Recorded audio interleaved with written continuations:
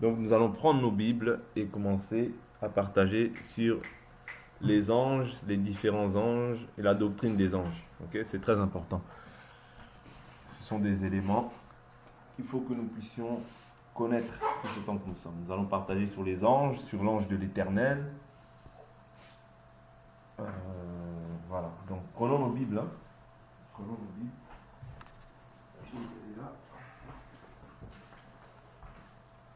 Prenons nos Bibles.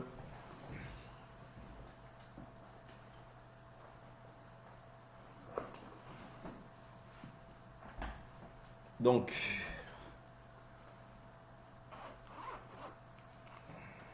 c'est des choses qu'il faut connaître. En tant que chrétien, on doit connaître. Ça peut paraître inutile, mais il n'y a rien d'inutile. Tout est important dans la foi. Voilà pourquoi nous allons parler sur les catégories d'anges. Okay? Donc, nous savons, dans un premier temps, que les anges sont des esprits, selon Hébreux, chapitre 1. Hébreux. Prenons Hébreux, chapitre 1.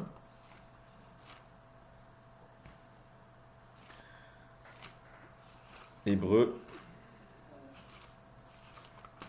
chapitre 1. On ne fera qu'un seul partage sur ça. Hébreux, chapitre 1, le verset 14. La Bible nous dit, ne sont-ils pas tous des esprits au service de Dieu, envoyés pour exercer un ministère en faveur de ceux qui doivent hériter du salut? Vous voyez? Donc ici, on parle des anges, c'est-à-dire les anges sont des esprits au service de Dieu, envoyés pour exercer un ministère en faveur de ceux qui doivent hériter du salut. Qui doit être hérité du salut? C'est toi et c'est moi. Vous voyez? C'est tous les saints, c'est eux qui doivent hériter du salut. Donc les anges sont au service de Dieu pour nous. Vous voyez? En faveur des saints. Ok? Maintenant, dans les catégories d'anges, on va voir quel est le rôle des anges aussi. Est-ce que nous, étant des chrétiens, est-ce que nous avons des anges? J'avais déjà parlé de ça une fois, je ne sais pas si vous vous souvenez, Matthieu chapitre 18, mais on va voir encore un peu plus aujourd'hui. C'est pour ça que je voulais rajouter encore quelques points sur ça. C'est très important. Matthieu chapitre 18. Jésus a même parlé de ça aussi. Matthieu chapitre 18, mais on va parler aussi de l'ange de l'Éternel aujourd'hui. C'est pour ça que je voulais parler aussi de ça. D'accord? Matthieu chapitre 18, je prends le verset 10. Gardez-vous de mépriser un seul de ces petits, car je vous le dis que leur ange dans les cieux voit continuellement la face de mon Père qui est dans les cieux. Ouais. Donc, je reprends. Gardez-vous de mépriser un seul de ces petits, car je vous dis que leur ange dans les cieux voit continuellement la face de mon Père qui est dans les cieux. Ouais, donc les anges sont dans les cieux, mais ils sont à notre service. C'est-à-dire, toi, tu es un ange. Chacun d'entre nous, nous avons des anges. Ok? Mais nous avions dit que nous, notre relation n'est pas avec les anges. Ok? Ici, c'est simplement pour clarifier encore et pour ajouter encore une pierre à l'édifice par rapport à ce qu'on avait déjà vu. Ok? Donc, nous, notre communion n'est pas avec les anges. Notre communion est avec le Père et le Fils. Vous voyez? Donc, ça, c'est 1 Jean. 1 Jean. Donc, si quelqu'un commence à parler, oh, les anges, les anges, les anges, oui, c'est vrai, la doctrine des anges existe, mais la doctrine des anges, c'est-à-dire nous devons savoir que nous, en tant qu'enfants de Dieu, nous ne sommes pas en relation avec les anges. Je prends 1 Jean chapitre 1 verset 3. Ce que nous avons vu et entendu, nous vous l'annonçons, à vous aussi, afin que vous aussi vous soyez en communion avec nous. Or, notre communion est avec le Père et avec son Fils, Jésus-Christ. Vous voyez? C'est-à-dire notre communion à nous, les enfants de Dieu, est avec le Père et le Fils. Ok? Quand on dit le Père et le Fils, ce n'est pas deux dieux. J'insiste. Quand on dit le Père et le Fils, c'est un seul Dieu. Vous voyez? Parce que le Dieu que nous confessons, c'est le Père et le Fils. Dans Jean 10, 30, Jésus dira, moi et le Père, nous sommes un. Parce que le Fils, c'est la manifestation, d'accord, dans la chair. Ok? Le Fils, c'est la manifestation de Dieu dans la chair. Ok? Voilà pourquoi nous disons que le Père et le Fils, c'est ça notre communion. C'est-à-dire que quand toi tu crois, tu reçois le Père et le Fils en toi. Si quelqu'un dit autre chose, n'apporte pas cette doctrine, si quelqu'un ne croit pas que le Père et le Fils sont un, c'est un menteur. Et il fait de Dieu un menteur. Je prends encore les Écritures. Je pose toujours des fondements par rapport à la doctrine des anges. Parce que nous, notre communion n'est pas avec les anges, mais avec le Père et le Fils. Ce n'est pas deux dieux, c'est un seul Dieu. Je suis dans le livre de 1 Jean chapitre 2, verset 24. Je prends un peu plus haut, veuillez m'excuser. Je prends le verset 22.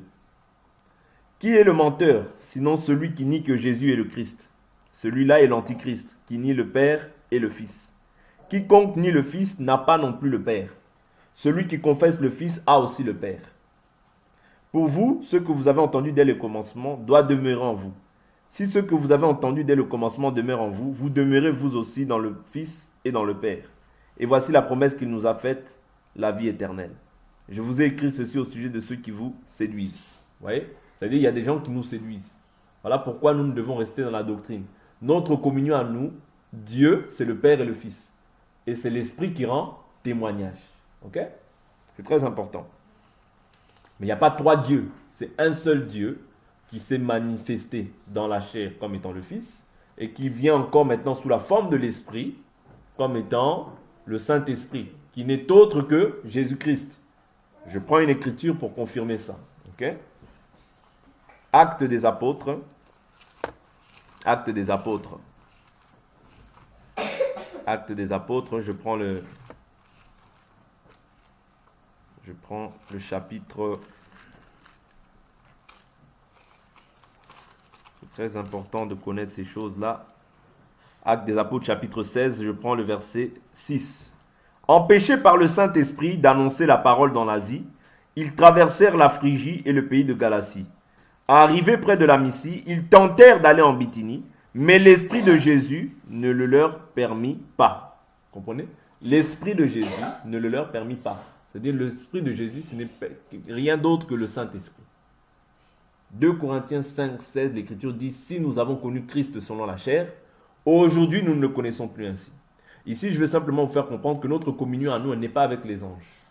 Donc je ne peux pas commencer à dire « mon ange gardien ». Non, nous savons que nous avons des anges dans les cieux, mais nous ne pouvons pas invoquer, vous voyez, les anges. Parce que notre communion n'est pas avec les anges, mais elle est avec le Père et le Fils. Voilà pourquoi quand nous prions le Père au nom de Jésus-Christ. Ok? C'est très important. Donc, nous allons essayer d'avancer, d'évoluer. Comment est-ce que les anges sont à notre service?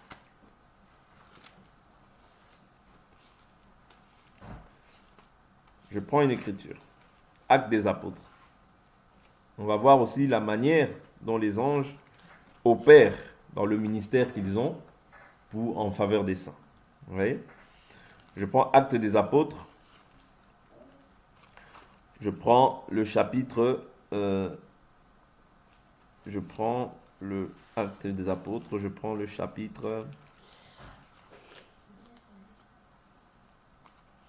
Actes des apôtres.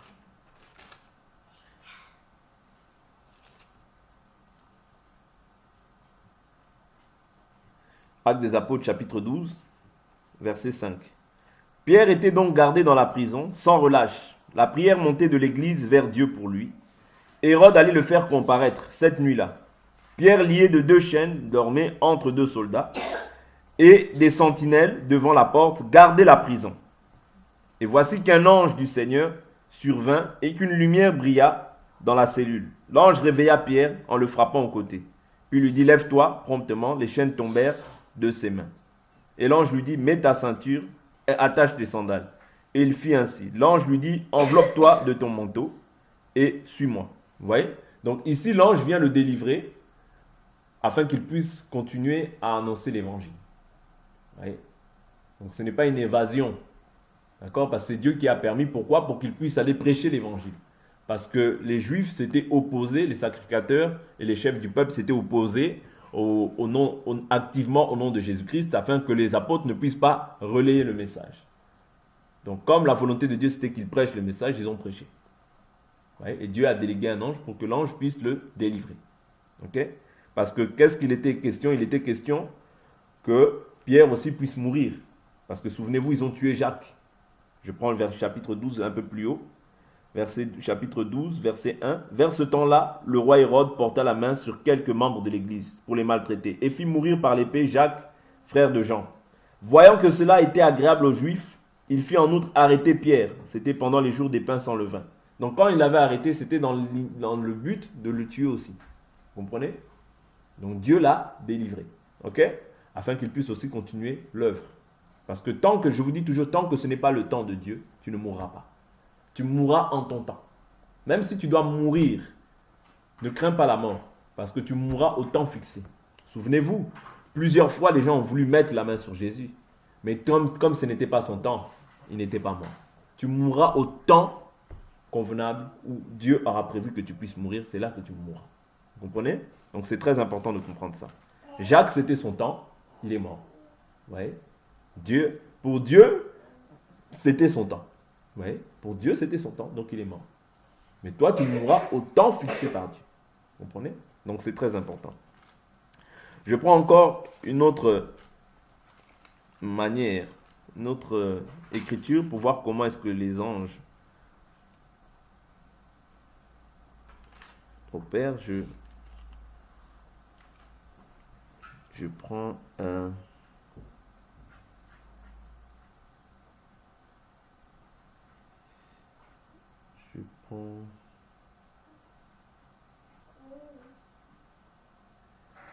Je vais prendre une autre écriture.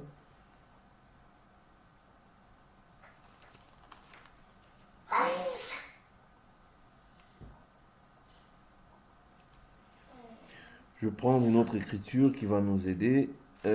Actes des apôtres toujours.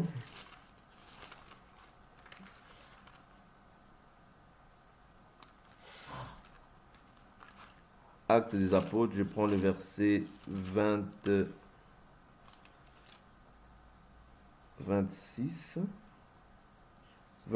pardonnez-moi, 27, verset 22. Maintenant, je vous exhorte à prendre courage, car aucun de vous ne perdra la vie, seul le navire sera perdu. Un ange du Dieu à qui j'appartiens, errant inculte, s'est approché de moi cette nuit et m'a dit, sois sans crainte, Paul, il faut que tu comparaisses devant César, et voici que Dieu t'accorde la grâce de tous ceux qui naviguent avec toi. Vous voyez? Donc, l'ange était envoyé pour pouvoir donner un message à Paul. Vous comprenez? Donc, les anges sont au service de Dieu. C'est-à-dire, ce n'est pas moi qui dis l'ange fait ça. Non, c'est Dieu qui déploie ses anges pour garantir ma sécurité, pour me protéger face aux problèmes, pour me rassurer, pour me consoler. Vous voyez? Donc, on a vu ça aussi dans le cas de Jésus. Vous voyez? Donc, on a vu ça aussi quand Jésus était dans la tristesse par moment. Dieu a envoyé un ange pour lui consoler. On peut voir ça rapidement et on va avancer par rapport à ça. Parce que j'aimerais voir aussi les différents types d'anges qu'il y a dans la Bible. Allons rapidement.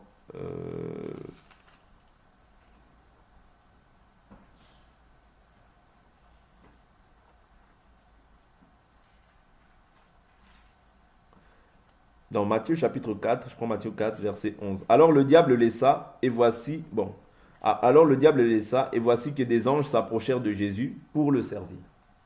Vous voyez? S'approchèrent de Jésus pour le servir. Donc il y a plusieurs écritures où on voit les anges. Donc les anges sont au service des saints. Donc là, ils étaient au service de Jésus. Vous voyez? Donc les anges se sont approchés pour le servir.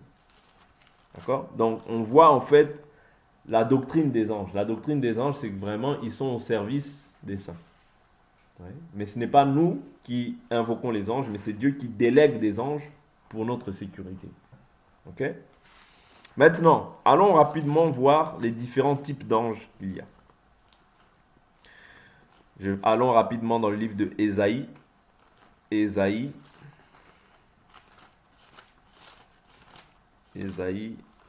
je prends Ésaïe chapitre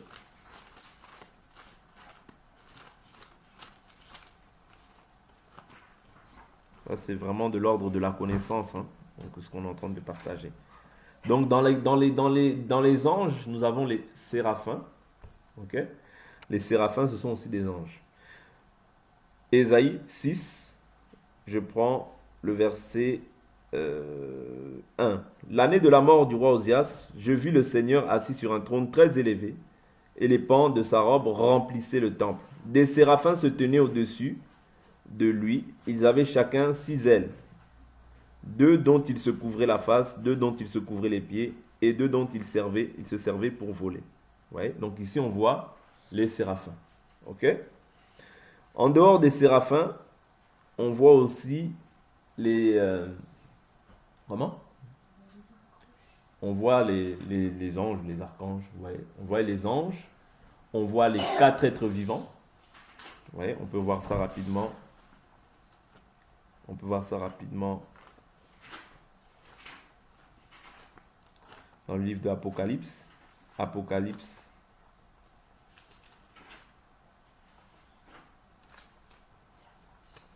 Apocalypse chapitre 4. Apocalypse chapitre 4.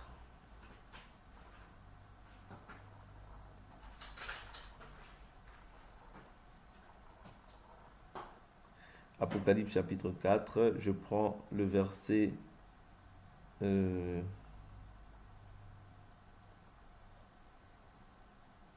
verset 8. La Bible dit, les 4 êtres vivants ont chacun 6 ailes. Ils sont remplis de Dieu tout autour et au-dedans d'eux. Ils ne cessent de dire jour et nuit, Saint, Saint est le Seigneur Dieu Tout-Puissant, qui était, qui est, qui vient. Vous voyez? Donc ici on voit encore les 4 êtres vivants.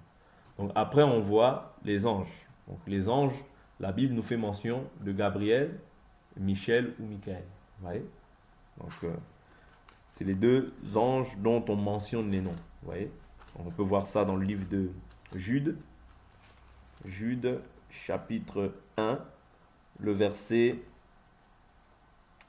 9. Or, lorsqu'il contestait avec le diable et discutait au sujet du corps de Moïse, l'archange Michel n'osa pas porter contre lui un jugement injurieux, mais il dit que le Seigneur te réprime. Vous voyez? Donc ici, on voit l'archange Michel. Je suis dans Jude, chapitre 1, verset 9. Vous voyez? Jude, chapitre 1, verset 9. Donc nous avons vu les séraphins. Il y a aussi maintenant les chérubins. Oui, chérubins protecteurs. On peut voir cette écriture aussi.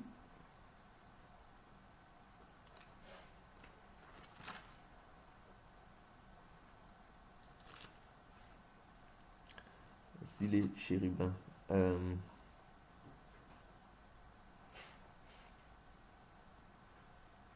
Je cherche l'écriture.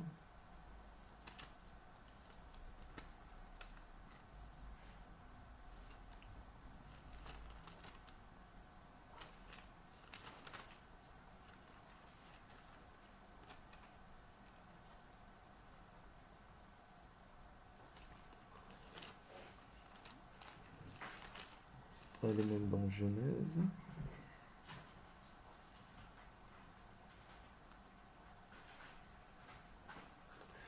Et rapidement dans le livre de Genèse. Je prends l'écriture, je cherche l'écriture.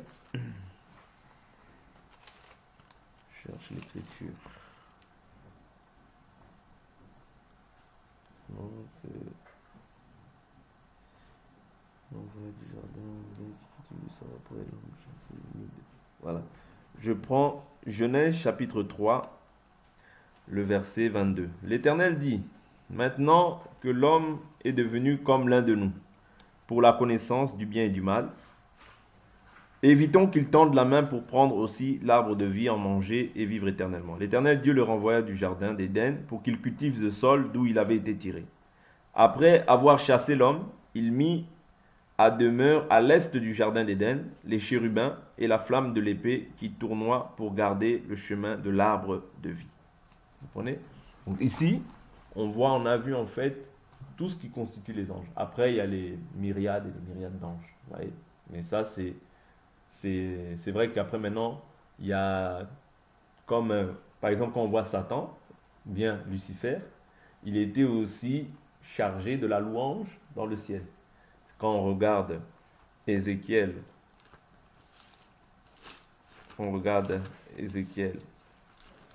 ça veut dire il y a des grades aussi, vous voyez? Il y a des grades, il y a des fonctions qu'ils occupent. Vous voyez? Donc, Ésaïe, là je suis dans Ésaïe 14, 11. Ta fierté a été précipitée dans le séjour des morts, avec le son de tes luttes. Sous toi s'étend une couche de vermine, et les vers sont ta couverture. Quoi donc? Tu es tombé du ciel, astre brillant, fils de l'aurore. Tu es abattu à terre, toi le dompteur des nations. Tu disais en ton cœur, je monterai au ciel, j'élèverai mon trône au-dessus des étoiles de Dieu.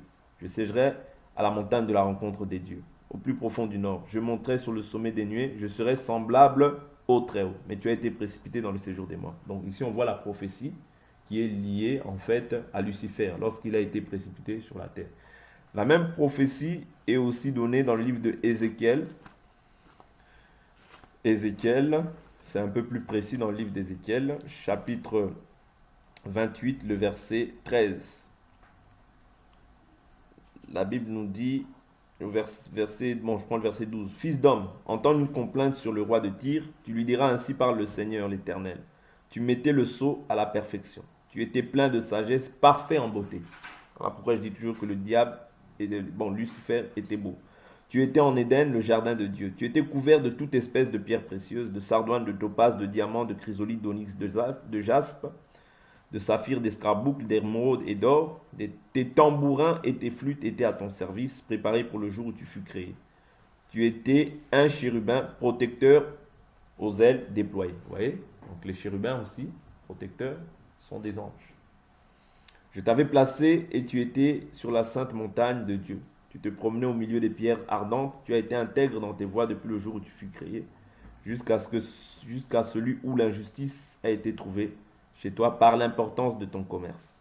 Tu as été rempli de violence et tu as péché. Je t'exclus de la montagne et je te fais disparaître, chérubin protecteur du milieu des pierres ardentes. Ton cœur est devenu arrogant à cause de ta beauté. Tu as corrompu ta sagesse par ta splendeur. Je te jette à terre, je te livre en spectacle au roi. Donc ça, c'est une prophétie qui est liée au diable. Ok? Donc maintenant, nous allons essayer de voir rapidement qu'est-ce que l'ange de l'Éternel, qui est donné dans le livre de Psaume chapitre 34. Parce que je voudrais qu'on voie à peu près tout. C'est important. Parce que la dernière fois, je n'ai pas pris la peine de parler de toutes ces choses-là. J'aimerais qu'on puisse clarifier tout ça afin que nous ayons aussi la connaissance à ce niveau-là. C'est important. Donc là, on a fait la constitution en fait des anges. Donc les anges, quand on parle des anges, il y a les 4 êtres vivants, il y a les chérubins, il y a les anges, vous voyez, et nous avions dit les séraphins, vous voyez. Donc c'est ça qui constitue en fait les anges. Ok. Ok. Psaume chapitre 34, verset 8. La Bible nous dit, l'ange de l'Éternel campe autour de ceux qui craignent, autour de ceux qui le craignent, et il les délivre. Ok. Je prends encore Psaume 91, ça va nous aider.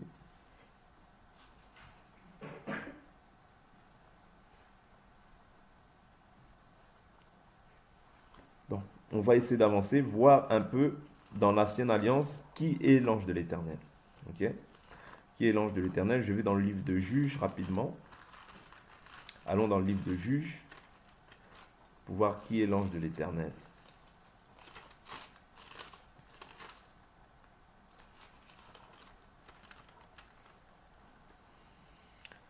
Je prends Juge.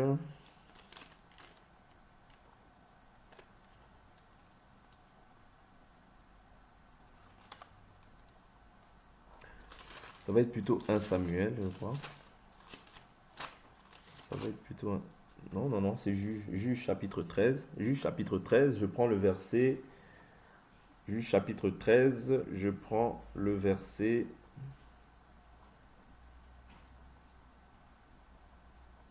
verset 2. Il y avait un homme de Tsoréa, de la famille des Danites, qui s'appelait Manoah. Sa femme était stérile, elle n'avait pas enfanté. L'ange de l'Éternel apparut à la femme et lui dit, voici que tu es stérile, tu n'as pas enfanté, tu deviendras enceinte et tu enfanteras un fils. Maintenant, prends bien garde, ne bois ni vin ni liqueur et ne mange rien d'impur, car tu vas devenir enceinte et tu enfanteras un fils. Le rasoir ne passera pas sur sa tête, parce que cet enfant sera naziréen et ce sera lui qui commencera à sauver Israël de la main des Philistins. La femme alla dire à son mari, un homme de Dieu est venu vers moi. Il avait l'aspect d'un ange de Dieu. Oui. Donc ici, l'ange, quand il se présente, on n'a jamais vu un ange qui s'est présenté en qualité de femme. Non, on n'a pas vu. Oui. Dans la Bible, on n'a pas vu. Donc parce qu'il dit, elle dit quoi? Un homme de Dieu est venu vers moi. Il avait l'aspect d'un ange de Dieu. Oui. Voilà pourquoi la Bible nous dit aussi dans le livre de Hébreux 13 que exercez l'hospitalité, car en exerçant, plusieurs parmi vous ont logé des anges. Voilà pourquoi il y a des dons, des fois que les gens ne demandent pas, mais qui sont très importants. L'hospitalité. Oui. L'hospitalité, ce sont des dons importants. Il faut rechercher aussi dans le Seigneur. Ça, c'est une parenthèse. D'accord? Ok. Il dit, j'étais où? J'étais au verset, est venu vers moi, verset 6.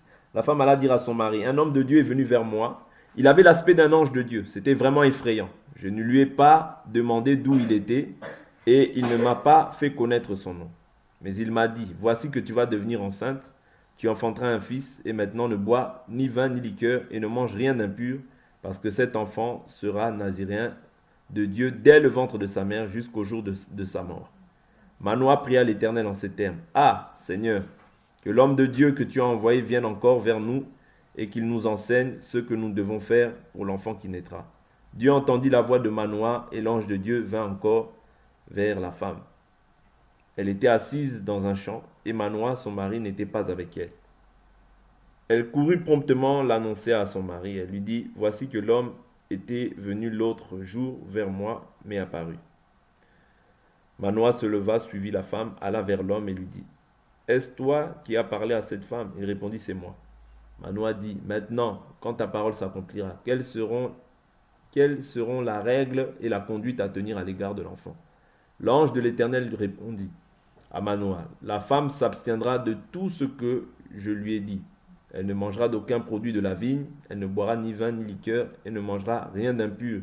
Elle observera tout ce que je lui ai prescrit. Manoah dit à l'ange de l'Éternel, permets-nous de te retenir et de t'apprêter un chevreau. L'ange de l'Éternel répondit à Manoah, quand tu me retiendrais, je ne mangerai pas de ta nourriture. Mais si tu veux faire un holocauste à l'Éternel, fais-le. Manoah ne savait pas que c'était l'ange de l'Éternel. Vous voyez? Alors Manoah dit à l'ange de l'Éternel, quel est ton nom, afin que nous te rendions gloire quand ta parole s'accomplira. L'ange de l'Éternel lui répondit, pourquoi demandes-tu mon nom? C'est un mystère. Manoah prit le chevreau et l'offrande, fit un holocauste à l'Éternel sur le rocher. Il se produisit un fait mystérieux. Pendant que Manoah et sa femme regardaient, comme la flamme montait au-dessus de dessus l'autel vers le ciel, l'ange de l'Éternel monta dans la flamme de l'autel. À cette vue, Manoah et sa femme tombèrent la face contre terre. L'ange de l'Éternel cessa d'être visible pour Manoah et sa femme. Alors Manoah reconnut que c'était l'ange de l'Éternel. Et Manoah dit à sa femme, nous allons certainement mourir, car nous avons vu Dieu. Ouais.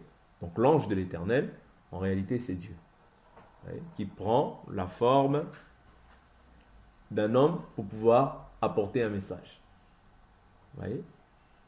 Parce qu'il dit, nous avons vu Dieu. Parce que la Bible nous dit que tu ne peux pas voir Dieu et vivre. Quand tu vois Dieu, tu dois mourir. Vous voyez? Donc l'ange de l'Éternel, c'était Dieu lui-même. Vous voyez? Qui venait pour pouvoir annoncer un message. Ok? Parce que là, il dit bien, car nous avons vu Dieu. Sa femme lui répondit, si l'Éternel avait voulu nous faire mourir, il n'aurait pas pris de nos mains l'holocauste et l'offrande, il ne nous aurait pas fait voir tout cela. Il ne nous aurait pas maintenant fait entendre pareille chose. Vous voyez? Donc ici, il reconnaît par la suite que Dieu ne peut pas t'envoyer un message de bonheur et par la suite te tuer. Non. Vous voyez? Donc, pourquoi la loi disait que personne ne peut voir Dieu et vivre? Ça, c'est quand Moïse a dit, Seigneur, mais fais-moi voir ta face.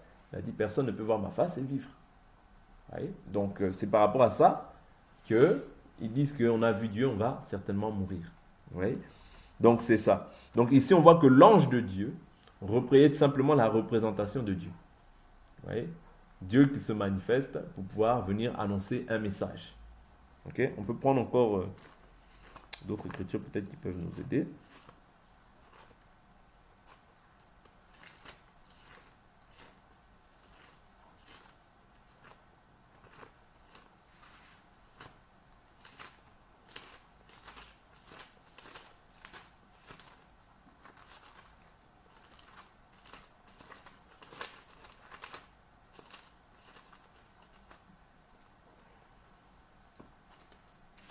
Zacharie 1, 12.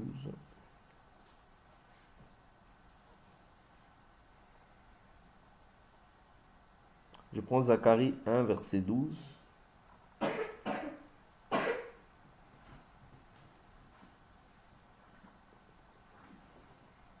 Je prends même verset 10. L'homme qui se tenait parmi les myrtes prit la parole et dit, ce sont ceux que l'Éternel a envoyés pour parcourir la terre. Et ils s'adressèrent à l'ange de l'Éternel qui se tenait parmi les myrtes. Et ils dirent, nous avons parcouru la terre, et voici que toute la terre est en repos et tranquille. Alors l'ange de l'Éternel prit la parole et dit, Éternel des armées, jusqu'à quand seras-tu sans compassion pour Jérusalem et pour les villes de Juda, contre lesquelles tu es courroucé depuis 70 ans? L'Éternel répondit par des paroles bienfaisantes, par des paroles de consolation à l'ange qui parlait avec moi. Et l'ange qui parlait avec moi me dit, proclame, ainsi parle l'Éternel des armées. Je suis animé pour Jérusalem et pour Sion d'une grande jalousie. Donc l'ange de l'Éternel, à la fois peut être l'Éternel, mais à la fois aussi peut être un ange. Est-ce que vous comprenez? Parce que les anges, ce sont les anges de l'Éternel. Mais l'ange de l'Éternel, Dieu peut se manifester en tant qu'ange de l'Éternel. Parce que là, nous voyons aussi quelque part le contraire de ce que nous avons vu là-bas. C'est-à-dire l'ange de l'Éternel peut être un ange, physiquement, comme ça qui se manifeste, mais l'ange de l'Éternel au jour d'aujourd'hui, c'était en fait une manifestation, c'était comme si on pouvait dire une manifestation de Dieu dans la chair. Mais aujourd'hui, nous ne pouvons pas, en fait nous ne sommes pas, c'est-à-dire nous notre relation, comme je dis, est avec le Père et son Fils. Donc ma relation aujourd'hui, je ne peux pas invoquer l'ange de l'Éternel, non. J'invoque le Père au nom de Jésus-Christ et cela nous suffit. Donc ici, je voulais simplement clarifier et ramener en fait dans l'esprit de chacun d'entre nous une compréhension par rapport à ça, afin que nous comprenions que il y a des anges qui sont à notre service. Donc nous avions dit les chérubins, les séraphins, les anges et les 4 êtres vivants. Vous voyez? Les 4 êtres vivants. Donc c'est des anges que nous avons vus. Maintenant, l'ange de l'Éternel peut être à la fois l'Éternel lui-même, parce que quand David, dans le livre de... On va prendre cette dernière écriture, on va s'arrêter là.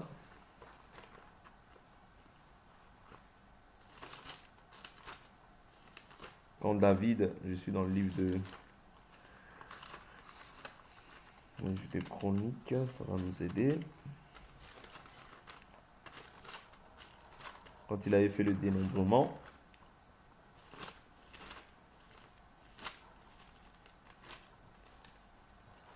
un Chronique, je crois. 1 Chronique 21. 1 Chronique chapitre 21. Je prends le verset 7. Donc David, lorsqu'il avait fait le dénombrement, d'accord? Il avait fait le dénombrement. Je prends le verset 9 et je vais sauter. L'Éternel parla à Gad, le voyant de David, en ces mots. Quand on parle de voyant, autrefois en Israël, le prophète, on l'appelait voyant. Est-ce que vous comprenez? Mais aujourd'hui, ce n'est pas des termes qu'on peut employer. Ok? Je vous dis toujours que quand Dieu, c'est pas qu'il sort d'un système, mais quand Dieu n'est plus dans un système, le diable récupère ces choses-là. Aujourd'hui, quand on parle de voyance, ça fait allusion aux choses des ténèbres. Vous voyez? Donc aujourd'hui, on ne peut pas appeler quelqu'un voyant. Non. Aujourd'hui, c'est un prophète. Ok? Autrefois, on appelait voyant celui aujourd'hui qu'on appelle prophète. Vous voyez? Donc, et dit en ces mots, je suis au verset 9. Va dire à David, ainsi parle l'Éternel, je te présente 3 fléaux, choisis-en un et je l'exécuterai contre toi. Gad arriva chez David et lui dit, ainsi parle l'Éternel. Accepte ou bien 3 années de famine, ou 3 mois de défaite devant tes adversaires, ou l'épée de tes ennemis pourra t'atteindre, ou 3 jours avec l'épée de l'Éternel et la peste, dans le pays et l'ange de l'Éternel qui portera la destruction dans tout le territoire d'Israël. Vois maintenant ce que je dois reprendre à celui qui m'envoie. Répondre à celui qui m'envoie. Ouais, je saute, je prends le verset 14. L'Éternel fit sévir la peste en Israël et il tomba 70 000 hommes d'Israël. Dieu envoya un ange à Jérusalem pour la détruire. Et comme il la détruisait, l'Éternel regarda et il eut du regret de ce malheur. Il dit à l'ange destructeur, assez, retire maintenant ta main de l'ange, retire ta main. L'ange de l'Éternel se tenait près de l'air d'Ornan, le Yébusien. David leva les yeux et vit l'ange de l'Éternel qui se tenait entre la terre et le ciel, son épée nue à la main, tournée contre Jérusalem. Alors David et les anciens revêtus de sacs tombèrent le visage contre terre. Donc ici on voit encore que l'ange de l'Éternel est envoyé. Vous voyez?